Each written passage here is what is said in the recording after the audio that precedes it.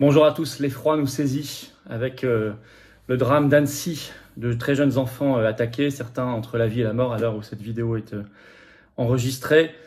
Mais il faut qu'on en parle parce que d'abord derrière ces drames qui se multiplient, il y a des responsables, il y a une politique. Et le plus lâche qu'on pourrait faire, c'est de faire semblant qu'il n'y a rien. Si, ces drames sont évitables, à condition qu'on arrête de sortir de l'indécence des réactions qui sont toujours les mêmes, la condamnation, les tweets, indignés, et qu'on agisse vraiment et qu'on dise la vérité aux Français. Et sur cette affaire, vous allez le comprendre, il y a des choses vraies à dire.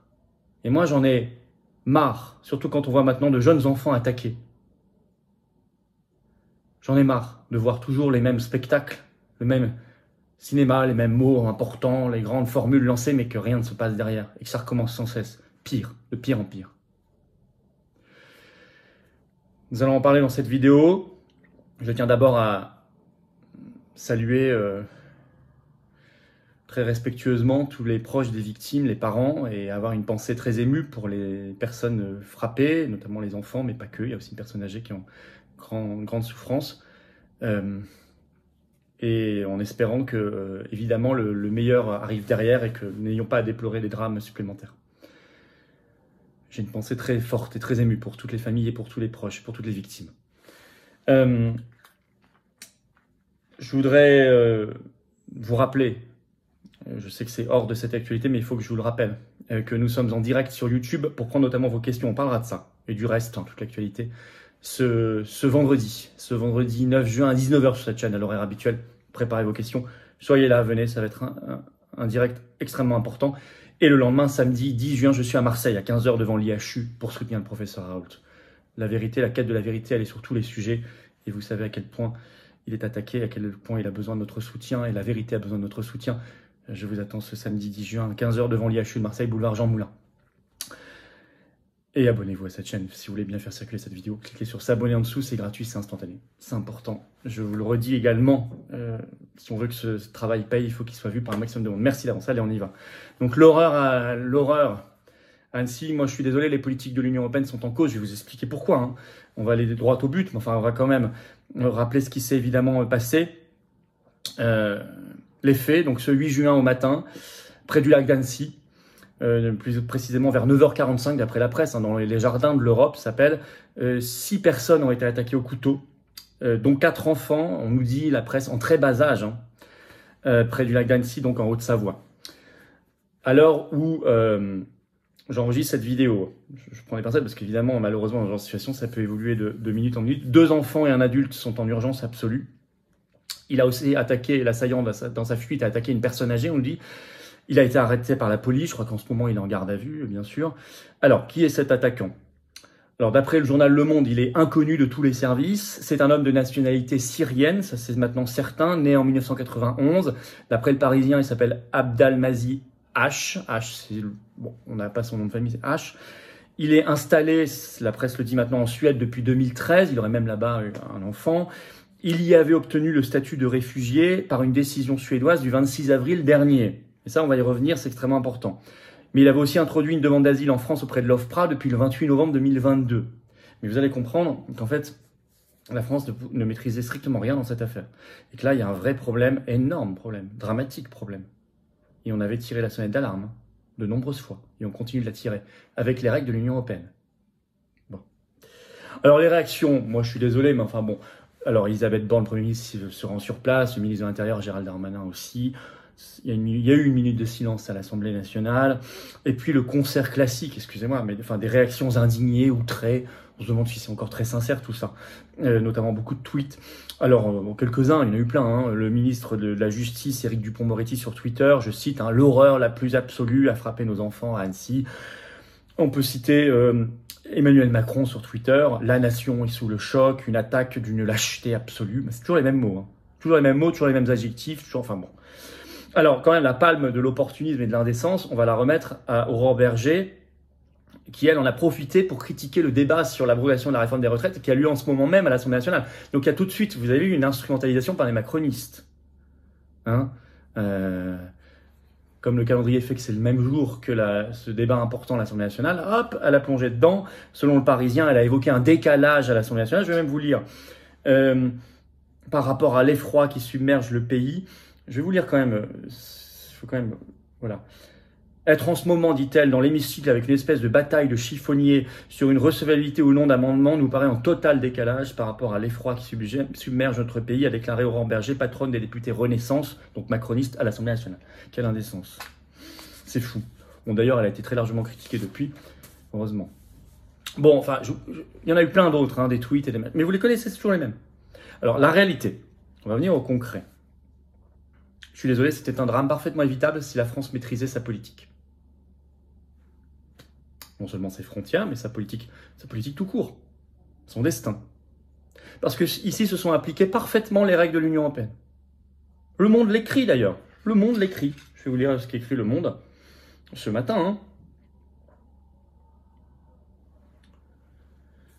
Alors, voici ce que nous savons pour le moment sur l'identité du suspect. Il s'agit d'un homme de nationalité syrienne né en 91, ça je vous l'ai dit, je cite, hein, installé en Suède depuis 10 ans, il y avait obtenu le statut de réfugié par une décision du 26 avril 2023.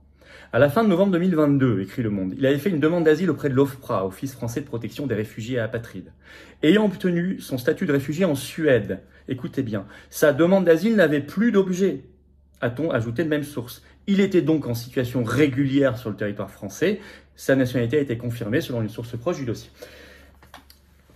Pourquoi, en fait? Parce que c'est appliqué ici ce qu'on appelle en jargon européen la procédure Dublin, réglementée par le règlement européen dit Dublin 3 qui date du 6 avril 2013. Un règlement européen, vous savez, ça s'applique, c'est au-dessus des lois nationales en termes d'autorité juridique, ça s'applique directement, il n'y a même pas besoin d'une loi de transposition, ça s'applique directement en droit national. Et ce règlement européen Dublin 3, il y a un peu plus de 10 ans, il date du 6 avril 2013, et bien il nous dit que si vous faites une demande dans un pays et que vous avez le statut de réfugié, ben, n'importe quel autre pays de l'Union européenne devra vous accueillir et vous serez en situation régulière, vous n'avez plus votre mot à dire. C'est ce qui s'est passé avec la Suède et ici ensuite en France. Alors, le site du HCR l'explique très bien.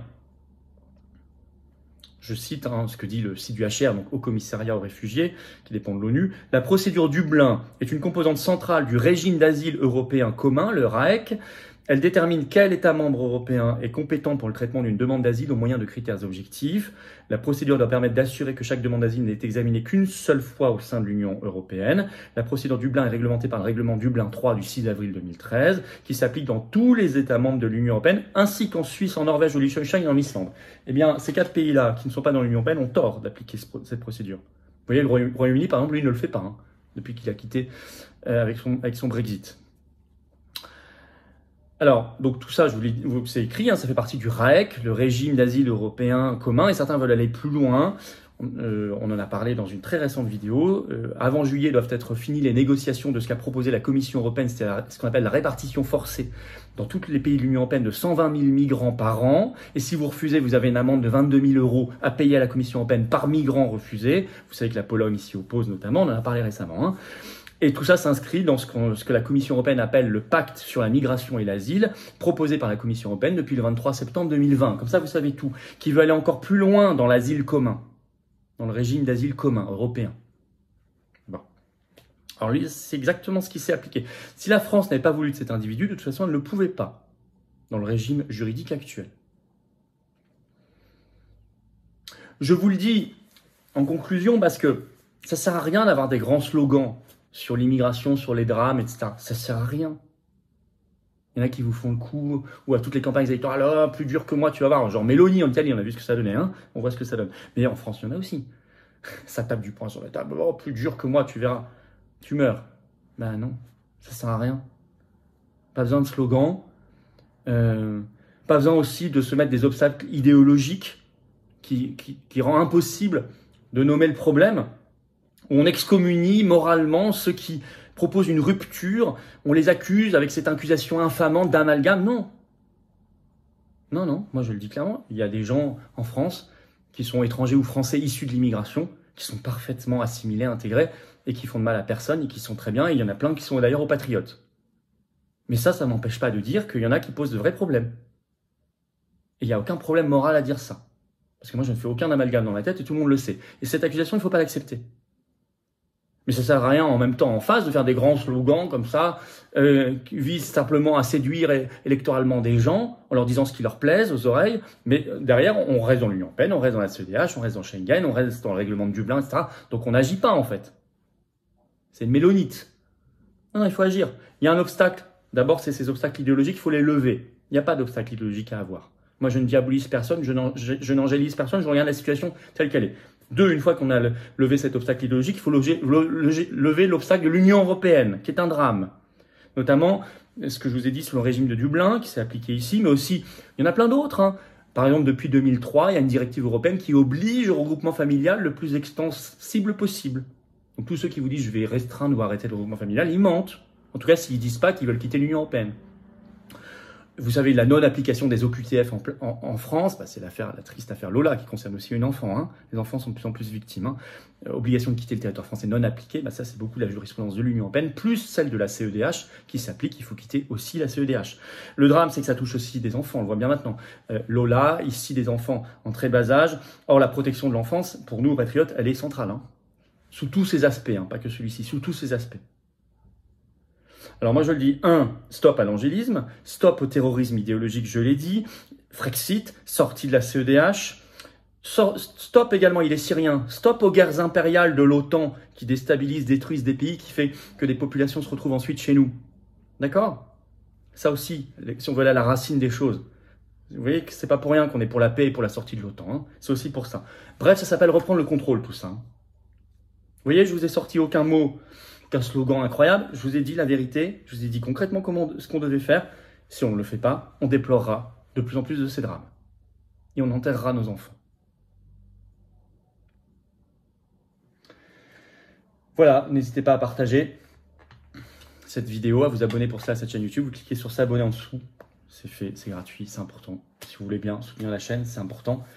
On se retrouve en direct ensemble pour vos questions-réponses ce vendredi 9 juin à 19 h. Préparez tout sur ce sujet comme sur tous les autres, hein, actualité nationale et mondiale.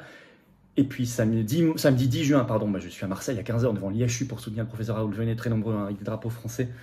Le combat pour la vérité, il est partout. C'est important d'être là, très très nombreux. Vous pouvez venir avec des familles, ce sera parfaitement sécurisé. Voulez-vous battre concrètement? Rejoignez un mouvement de résistance qui s'appelle les Patriotes. Vous pouvez adhérer ou faire un don de soutien. Tous les liens sont sous la vidéo en description. Adhérer, c'est le premier. Faire un don, c'est celui juste en dessous. Tout ça, c'est défiscalisé aux 2 tiers pour vous. Adhésion, j'ai mis le lien également en commentaire épinglé. Il va s'afficher également une petite fiche sur l'écran. Et dans quelques secondes, un lien sur l'écran. Vous choisissez. Voilà. Si vous voulez vous battre concrètement, vous rejoignez une famille de combat et de conviction et de cœur. Une vraie, anti-oligarchique, sans soutien, sans 1 euro de soutien public justice, rien. Voilà. Rien. Ni d'aide bancaire. Mais on se bat. Et je crois qu'on le fait avec sincérité, on le fait bien, j'espère. On le fait dans le rassemblement. Bienvenue. Et bravo à ceux qui font un don pour soutenir nos actions qui sont concrètes et qui coûtent cher. Voilà, je pense aux victimes et je vous dis qu'on espère qu'on n'aura plus jamais à déplorer une chose pareille. Pour l'instant, je n'y crois pas parce que les mesures ne sont pas prises. Allez, on se bat. Vive la France.